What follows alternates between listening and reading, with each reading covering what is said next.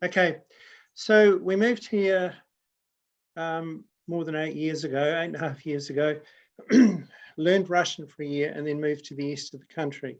And basically over a few years, I did work with UNICEF. They had some initial projects at that time, and we had people from Australia who came and helped do some basic training on how to assess and manage children with disability at that time.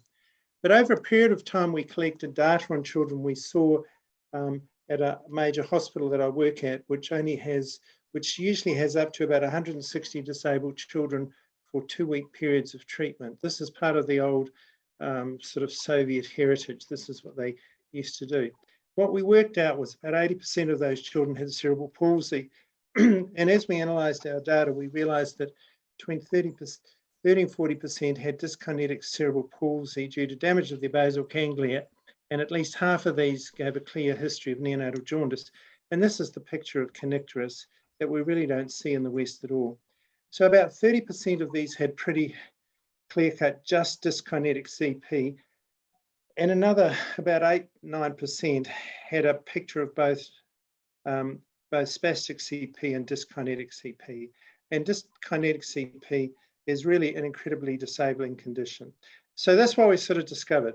So we presented this at a national paediatric forum with solutions to say that this was entirely preventable.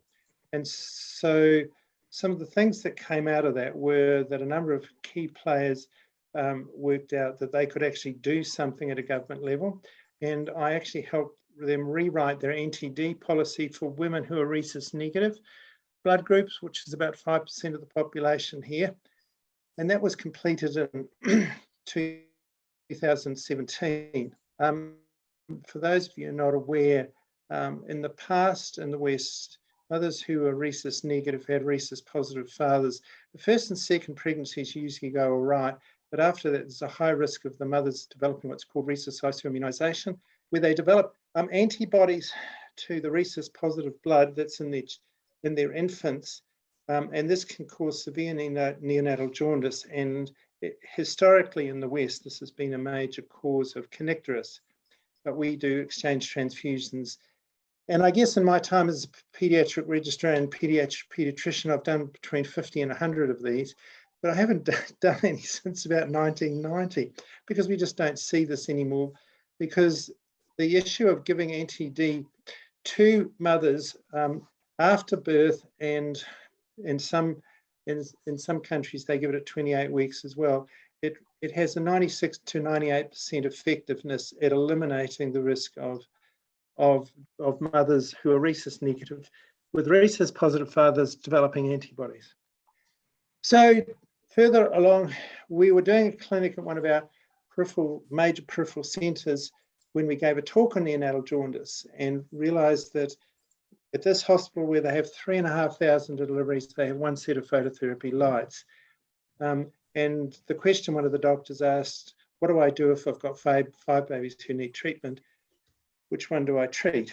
So my translator and I took our irradiance meter, a simple instrument we've got, which can measure the effectiveness of the light that can be effective at reducing neonatal jaundice. And we went to the light shop, found some LED lights that worked and made our first phototherapy lights, which we then tested at the local maternity hospital with their approval, and found that they were actually quite effective.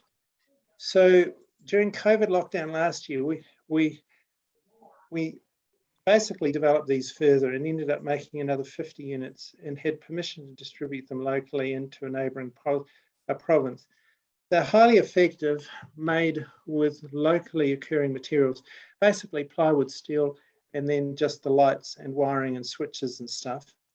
And even this year, we've made them even better with 4 1200 millimeter long lamps, which are 66 watts and give very high radiance measures, which means these are highly effective at reducing neonatal jaundice. So what they do is they convert the lipid-soluble bilirubin that's in the skin to a water-soluble form that allows for excretion. So we've now distributed 50 between 2 provinces, and since I've been back over the last couple of months, we've made another 20 units, and distributed to 2 other significant hospitals. And we're aiming with the funds that we've got to, in fact, make another 100 or more. So we're making them for, I'm guessing I haven't actually costed the latest ones, but it's still about the 120 to 150 US dollars delivered. And the commercial ones cost about 1,000 US dollars. So we're actually employing local people to help make these. And one of my aims at the moment is to get someone to take over the work that I'm doing with making them. But one of the local guys makes the steel frames and is very effective at making these, making these very well. This is just some of them being made in my backyard. I've got a covered area just outside our back door. So you make the wooden frames and then we paint them, fit the lamps, and then they get into this stage. This is ready for delivery, and this is them in use. So we measure the irradiance of each of them and put that on them. And one of the great things about LED lights is that they don't deteriorate over time. So the irradiance that they give they will continue to give until they stop working. So we're anticipating, since most of these lights are guaranteed for something like 50,000 hours, that they should get 5 to 10 years life out of them. So in this country, where there are about 140,000 deliveries a year, we are yet to clearly identify the need, but we reckon if we can make another 100 to 150, that will probably mean that there will be sufficient phototherapy lights in the maternity units around the country to meet the need. If you want to look at this in perspective, we estimate on the data we have, there are about 24,000 children in this country under the age of 14 with cerebral palsy. So about 8,000 of those have dyskinetic CP from severe neonatal jaundice. And so we estimate that with effective management of jaundice across the country, we'll be able to reduce the number of kids with disability by between 650 and 1,200 per year. We're working on limited information because government data is very limited here. So our aim basically is to, along with providing the lamps, we are doing education programs on the management of jaundice. And so for the next 3 weeks, I'm going to be in the south of the country doing clinics seeing children with disability, but also doing lectures at the major hospitals, 3 of the major hospitals in that area, where we'll be discussing the management of jaundice. So that's really it in a nutshell, if people want to ask any questions. Nick, you've been working in the country of Kyrgyzstan in Central Asia.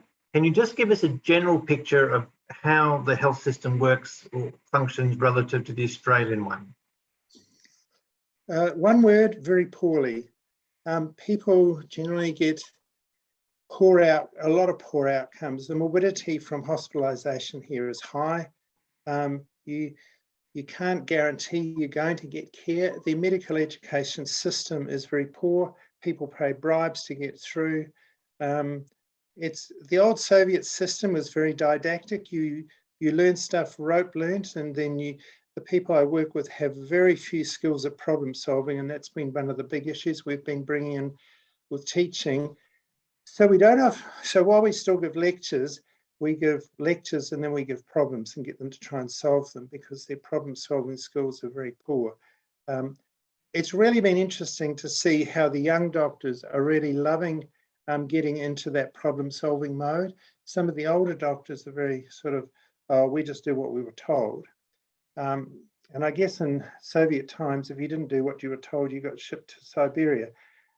So many of them realistically used to live in fear of this and followed the rules.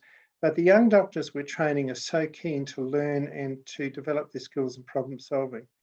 So by Australian standards, I mean, it's just hard to compare. It is just a completely different world at every sort of level. Medical ethics sort of is virtually non-existent. It's just a completely different world. Resources are very poor, and I think realistically we can say that the Narin and Nisiko provinces now have enough phototherapy units for their requirements for the first time ever. Like, I don't think they've ever had enough. So the health system is very resource poor, wherever you look. Even getting $35,000 grant from the Australian government last year to provide neonatal equipment, it's at the local hospital, which has about 5,000 deliveries, really has only just scratched the surface in improving the amount of equipment needed for neonatal care. So that's sort of it in a nutshell. Nick, thank you very much for giving us an inspiring talk about a challenging situation. And obviously, if you can prevent a problem in early childhood, that's 70 years of life, both for the individual concerned and their immediate family and wider community that is able to benefit enormously. So fantastic program, and please continue to support Nick and Lights for Life.